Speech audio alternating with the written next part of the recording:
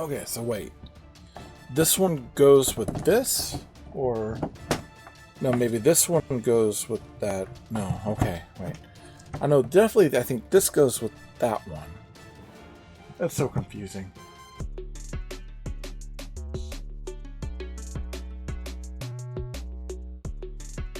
Hello, toy fans. I'm here with another one of our Lanard Alien/Predator type toys. This is, of course, is the Runner Xenomorph. Now, this is the original Runner Xenomorph that came out last year, and it's the alien from Alien 3. So when we think of the dog Xenomorph, and you can tell by the way it's created, it comes from the dog, it's got a face hugger. This is probably more the movie accurate sort of look for that Runner Xenomorph.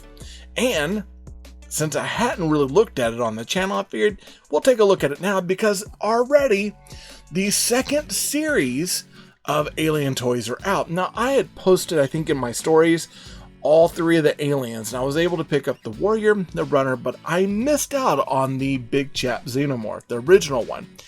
Or what I think we're calling it the Drone Xenomorph, that's like bright red. He's on my list. I'm planning on looking for him, but I did go ahead and pick up the Runner and the Warrior. And we'll look at the Warrior at another time, but I really want to take a look at this Runner and compare the two, because in some ways there's not a lot of distinction between them. And that's something that I'm kind of wondering, like, what Lanard was playing at when they created this particular toy. So we're going to compare these two in a minute. So instead, let's look at the Runner Xenomorph and package. Now, this package is not very different than the original Alien Collection packages. It's got some blue detail around here, which makes it a little bit different. We get, still this same comic book posing over here. I believe the original package has got like some white in it, where this has more green. So there are distinctions between the two, but there's not a lot. This series for the aliens boasts this nice glow-in-the-dark aspect, where we get some glow-in-the-dark parts. Mainly the face huggers are put in glow-in-the-dark plastic, and that seems to be pretty much it.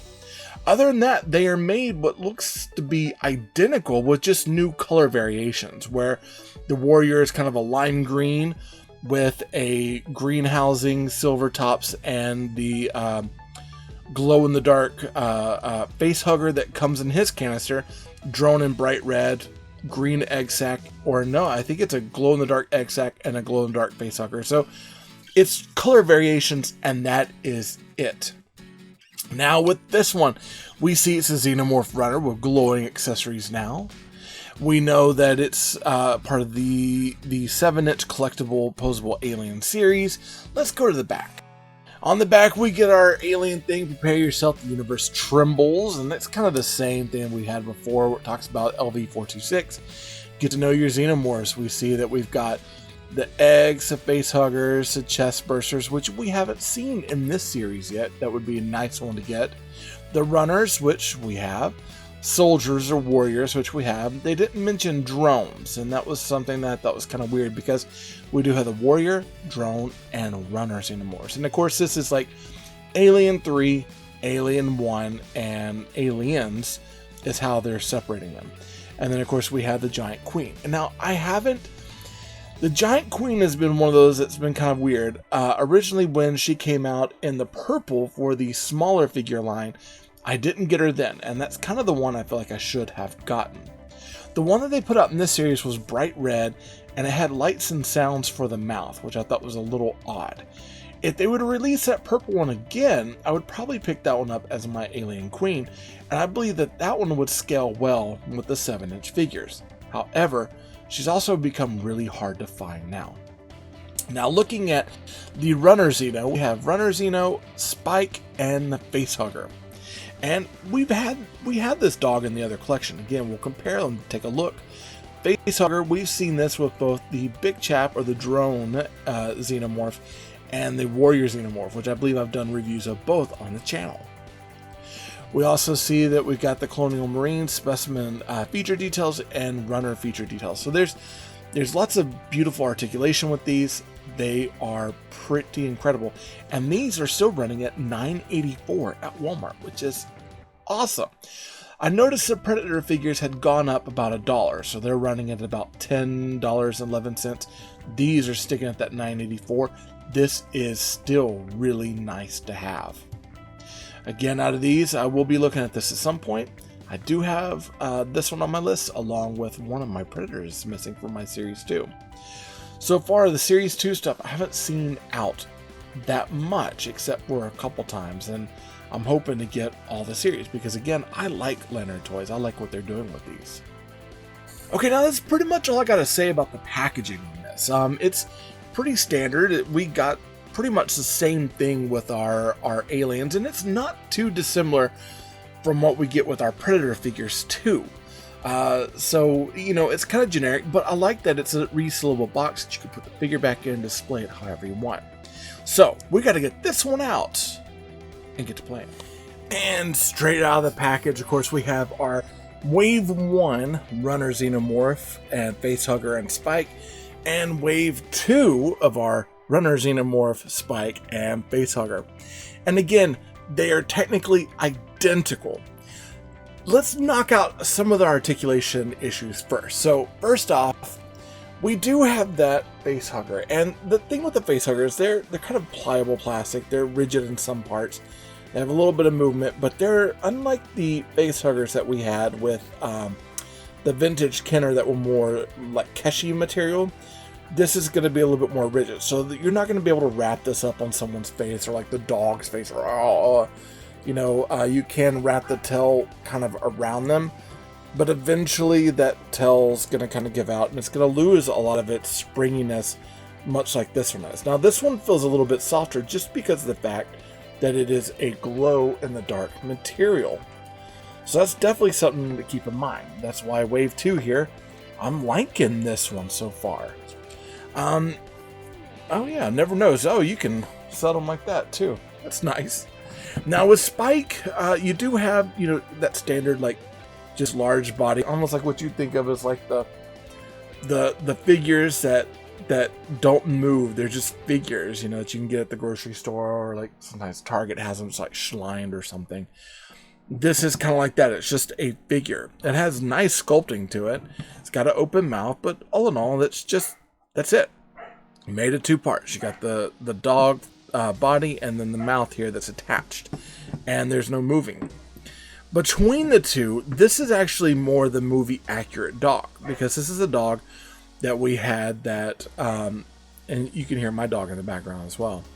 This is a dog that we had that was in the movie, and then this seems to be like just another dog. And so I know that there's probably a few dogs. I can't remember. It seems like there's only 1 dog in the movie. There might have been 2 because they are on kind of a penal colony. It would make sense for them to have a couple dogs, but if this is 1 dog, this would be the secondary dog at that location.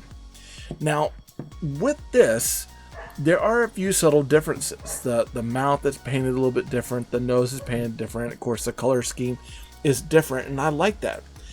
Other than that, they are the same identical dog. That's really kind of weird. They look identical. Well, I mean, it makes sense to reuse these tools. Let's take a look at the Runner Xenomorph. So, the Runner Xenomorph, and we hadn't looked at this before, and there are some key features of this particular figure that I absolutely love. First off, it comes with that ball-jointed head. I absolutely love the fact that it's got that ball-jointed head. This is what we wanted with the big chap and the warrior. We wanted that. It's got the movable jaw. Of course, it has the ball-hinged shoulders, the ball-hinged elbows, and kind of it's a little bit of a ball-jointed hand, not by much, but the hand is crooked in order for it to go in that running position. Other than that, we do have a ball-jointed tail, which I absolutely love. Why can't we get this for all of the figures? We want that ball-jointed tail. This is what we want, Lanard. This and this on the big chap or the drone and the warrior alien, please. But where this has ball jointing here, it's missing a ball jointing in the middle. So this doesn't move at all in the torso. And the big downside to this figure is that it just has swivel hips. Okay, but they are pre-posed. Pretty much you're only going to be able to get that running pose out of this alien. You're not going to be able to set it up. There's not a lot you can do with it outside of that. It's going to be in that running pose, and that is pretty much it. Now for the original figure, it's got this nice coppering tone to it. It's got some beautiful striping up here that makes you think of an animal in a way. So like when I was thinking of this being like a dog, besides the way the feet were made and the hands were kind of made, seeing that striping and the way the torso was all built up, I was like, this really does feel like a cross between a humanoid sort of xenomorph and a dog mixed together, because there is an actual anatomy difference of the dragon, as the penal colonist said, but as the xenomorph is in Alien 3. There's a big distinction between their body type and others, and this captures it really nicely. Now, as far as the new wave figure, we're getting the same exact thing. So we've got, the same articulation, greatness, so that ball jointing, and then, not failures, but not so greatness of the legs. But other than that, it's all done in this gold. Now, I know in the movie, they were casting, it was a type of ore. It was like an iron ore or some sort of like metal factory, smelting factory that they had. And the prisoners at the very end, in order to stop the xenomorph, they were able to run it through the smelter, basically pour the hot ore on top of it, hit it with cold water, because it was still such an extremophile that it was living past all of that, hit the cold water, and the thing exploded.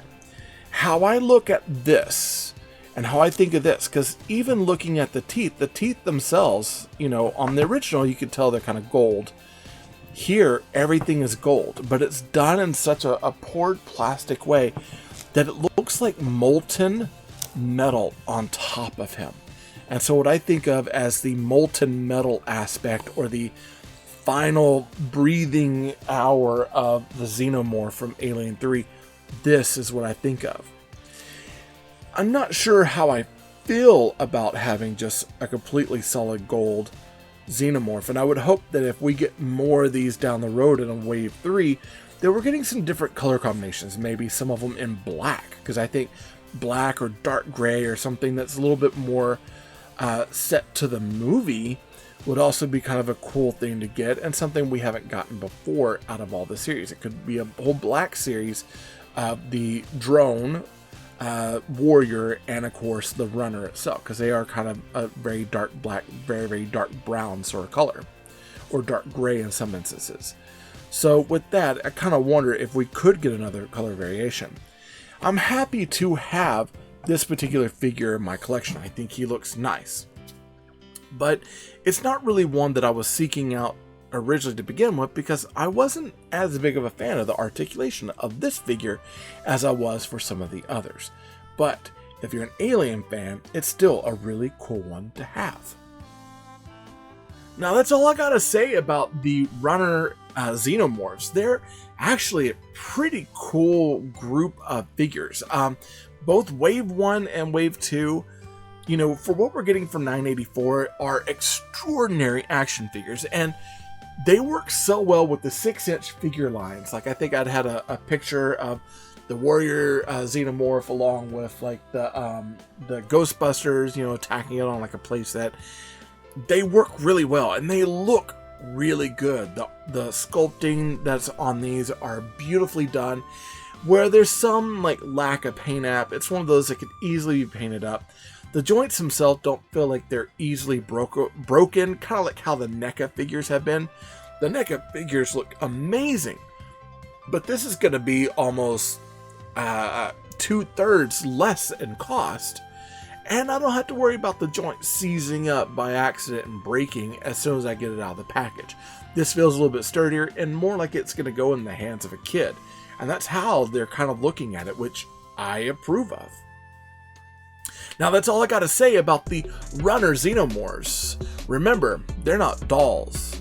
In this case, they're dog exploding aliens that kill people. That's kind of a weird thing to have as a kid's toy, don't you think? When I'm not recording videos here on YouTube, I'm actually over on a podcast on marvindogmedia.com called Talking Toys with Taylor and Jeff. It's a really cool toy podcast. Be sure to check it out. Also, I need your help getting my YouTube channel to grow. Be sure to subscribe down below with that big red button. Hit that bell for notifications so you can be alerted of anything that comes from me to you. Like this video, it helps YouTube know that you like what I'm making, and comment down below. I like chatting with you all.